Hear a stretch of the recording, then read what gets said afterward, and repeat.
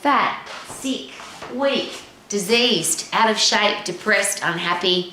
What's happened to the human race? We are in the worst shape we've ever been in history, and yet we've got more information on how to be healthy, fit, strong, lean, energetic, happy than we've ever had. We've got robots and AI and Dr. Google and books and social media influencers and doctors and specialists, and whoa, what happened? None of that's working because we're just getting worse.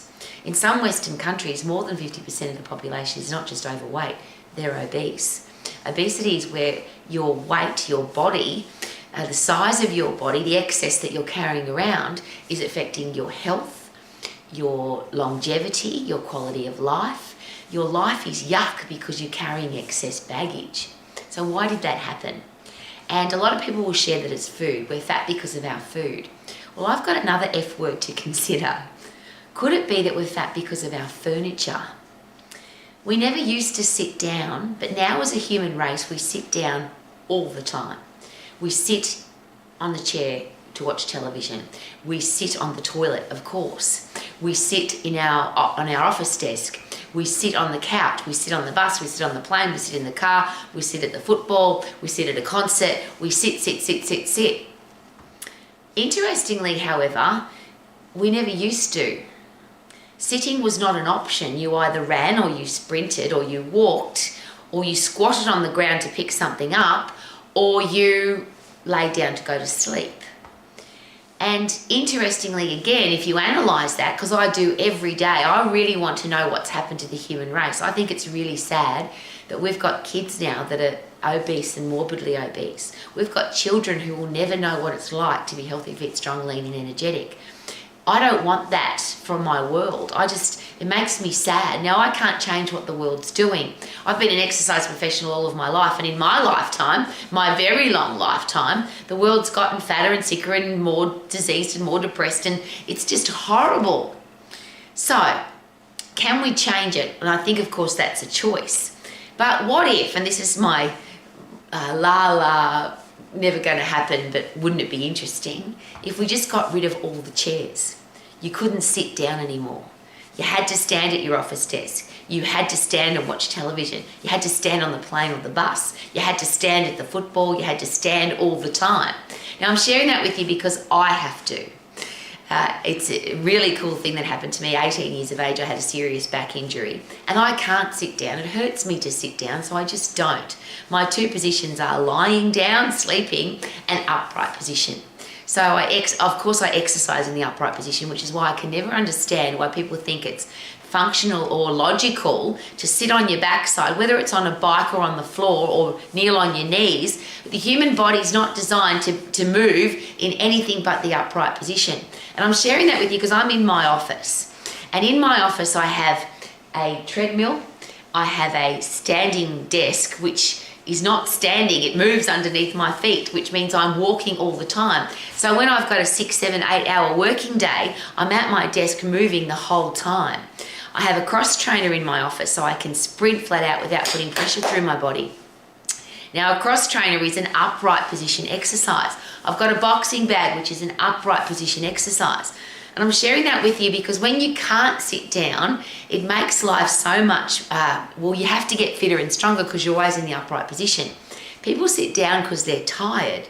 Or have we just brainwashed people into believing that chairs are a good thing? It's a good thing to sit on your bum. There's a million, if not billion-dollar industry on quality chairs. This is how you should sit at your office desk. This is how you should sit in your lounge on this orthopedic chair that's going to look after your back. Well, could the best way to look after your back be in the upright position where you've got compression forces going through your spine, but through your whole body? And that's why I can walk around, I can run, I can sprint, I can run up hills. I've just come back from running my little puppy dog up a huge big mountain. We went up and down. My back is not a challenge when I'm in the upright position. It's just when I'm sitting, because the pressure now is going through a much shorter space. The position is not how the human body is meant to function, and we stay in that position for hours and hours and hours on end. So here's a really interesting, just an exercise to do if you want to understand how how functional it is to be in the upright position. If you really want to be healthy, fit, strong, lean and energetic for the rest of your life, if you'd like to burn excess calories at a much faster rate, just by standing up you burn more calories. As soon as you take out the biggest muscles in your body, your legs, glute maximus, medius minimus, quads, hamstrings, calves, they're the biggest muscles in your body. Your engine of your body are your muscles. And if you're not using your muscles, it means you're not revving your engine. And of course, if you've got a V8, V12 engine, you're going to burn a lot of calories. If you've got a 4-cylinder or a 2-stroke engine, and it might simply be because you're sitting down, you're not going to be burning very much fuel, which means you're more likely to get fat. The food that you eat is more likely to get turned into fat. So what if you just did a motion and time exercise, which is how much time do I spend on my backside versus how much time do I spend moving around? Because we're now in an era of what's called the couch potato. So even people that are exercising, they might go to the gym for an hour, or they run for half an hour, or they do some form of exercise every single day for half an hour, 45 minutes or an hour. But the rest of the time, the 24 hours, 1 hour out of 24 is not very much if the rest of the time you're sitting on your backside. So what if there were no chairs? What would you do? Now, I don't have, in my house, it's so funny, we have one chair for K-Man to sit on to watch telly, and he's got an office chair. I would love him not to sit down. He's an elite athlete, however, who's constantly training, so he probably enjoys the process of sitting down because he's moving most of the time. But the human race is not moving most of the time. The human race is constantly sitting. So I will ask that question again, is it possible that we're fat because of our furniture? So do a time and motion study. How much time do you spend on your bum versus in the upright position versus moving? And just take note of it. People are counting everything now. They're counting steps and calories and body fat percentages and weight and how many glasses of water, and we're counting lots of stuff. Why not do that count? Out of 24 hours, how many hours am I sitting on my bum versus in the upright position versus moving around? And is it possible that if you change that percentage, because it might be really interesting to find out that most people spend most of their time sitting on their bum, and if we took the chairs away and you couldn't, what about in school? Why do we put we sit kids down in air-conditioned air, artificial light, and we expect them to learn effectively? We've taken out the biggest muscles in their body. The brain works better in the upright position. Because you've got to hold yourself upright, all your muscles are working, which means if your muscles are working, they're sending a message back to your brain via the myokine system to say, we need to get better. All of the muscles need to get better. All of the internal organs need to work more effectively, and your brain needs to work better. I'm sharing that with you because I haven't got an answer to the fat world that we live in. But what if that was a consideration? What if kids didn't have a chair to sit in at school? They had to stand up, or they had a walking desk, a tread desk like I do. What if there were no office desks? You just stood in the upright position. One of the funny side notes is this: I know quite a few people that have now got standing desks. So they stand rather than sit, which is great. They're certainly not moving like I am. But they always share with me that their standing desk comes with the two options. You can still have it as a sitting desk.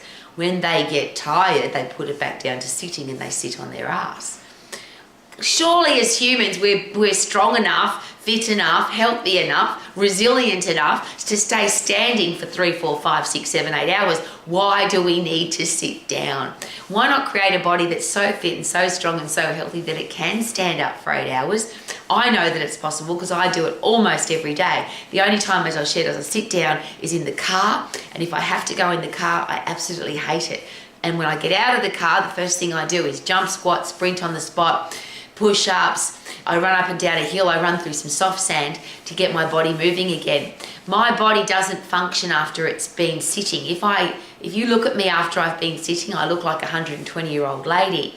When I'm rolling around on the ground with my kids and we're punching and kicking and fighting, the reason I'm rolling around is because they've pushed me over and I have to get back up again. Isn't that awesome? I'm an old lady and I'm playing with kids who are 4, 5, 6, 7, 8, 9, 10 years of age, and they're pushing me over, and I'm fit enough and strong enough and healthy enough to do that. I'm not sharing that with you to impress.